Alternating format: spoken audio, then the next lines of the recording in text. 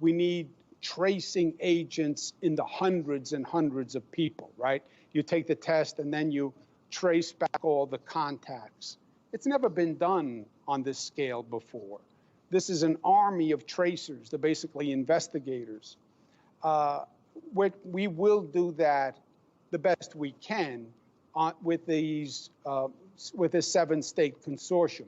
But it could have been done from the federal government on a much tighter, more efficient basis. You know, I agree with you on this. This contact tracing is very important, and it could enable our entire country for the first time to have a real public health system, a real public health core.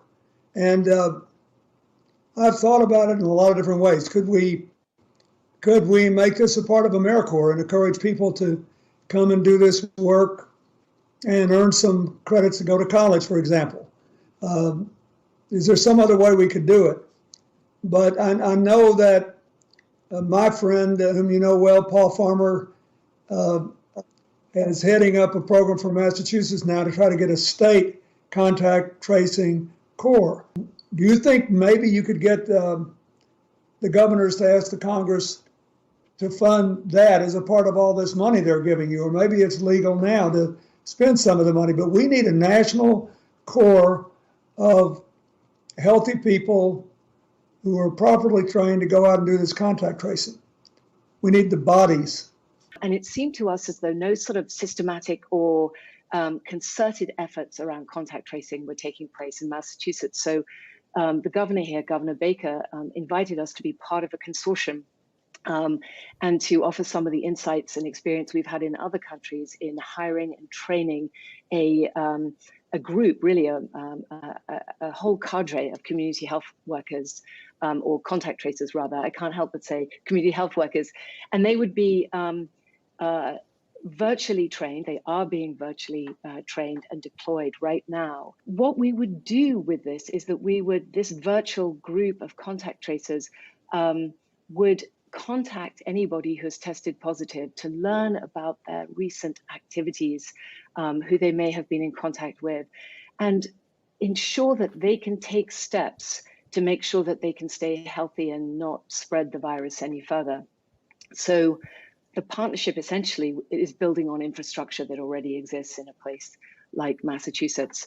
And it needs to be part of a whole system. So that includes, ramping up testing. It includes providing really dignified isolation and treatment of everyone who's sick. And it's ensuring that people can be quarantined and at times separated in a very supportive way. We had something like 7,000 people, 9,000 people apply within the first couple of days to be contact tracers so that we can actually use people who are out of place, out of work rather, who can be trained, even lay people, to do this work. It felt like a good thing for the economy also. But one of the things that you have to be able to do is to track people who are positive. Where were they? Who were they in contact with? How can you hem up any recurrence of this? Massachusetts has recently announced that they're going to try to build a statewide tracking program, and they've asked partners in health to run it for them. And they're one of my partners in the work we've done in Africa, Haiti, and other places. But where are we going to get all these contact tracers? Should we have, like you did with California did with the Conservation Corps of young people, should we have a contact tracer corps, even if we call it something more elegant? Should we really build the first public health network we've ever really built in this country around this issue? I think the answer is absolutely yes. And I love the Massachusetts example. We were able to learn from them. We're all sharing best practices in real time. But this is an interesting point that's often not brought up. We have tracing capacity that predates COVID-19. It goes back to SARS, measles, TB, et cetera. Tracking and tracing capacity that exists in the county levels primarily, and increasing capacity at the state level. So what we're doing is we're building off that existing infrastructure and using the tools of technology to overlay. In addition to that, we're using AmeriCorps specifically. And thank you as a champion for AmeriCorps for decades. We've been able to take advantage of that workforce. Obviously, our conservation corps, what we have now is called Cal Volunteers. In the spirit of Sarge Shriver, we are asking people, thousands of folks, to be part of this new corps, to get trained and to help us with the tracing, because you're absolutely right.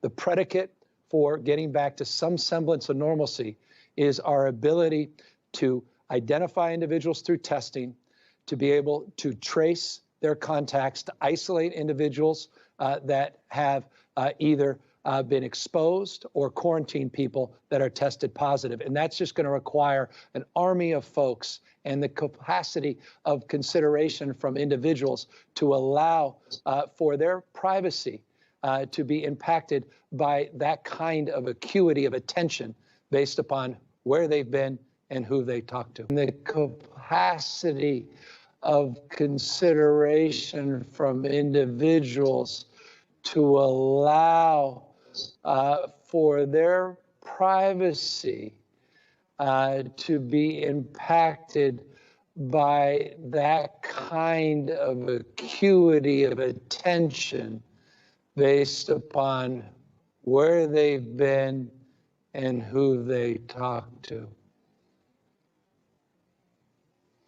And at the moment, in most parts of the world, due to lockdown, most of the transmission that's actually happening in many countries now is happening in the household, at family level. In some senses, transmission has been taken off the streets and pushed back into family units. Now we need to go and look in families to find those people who may be sick and remove them and isolate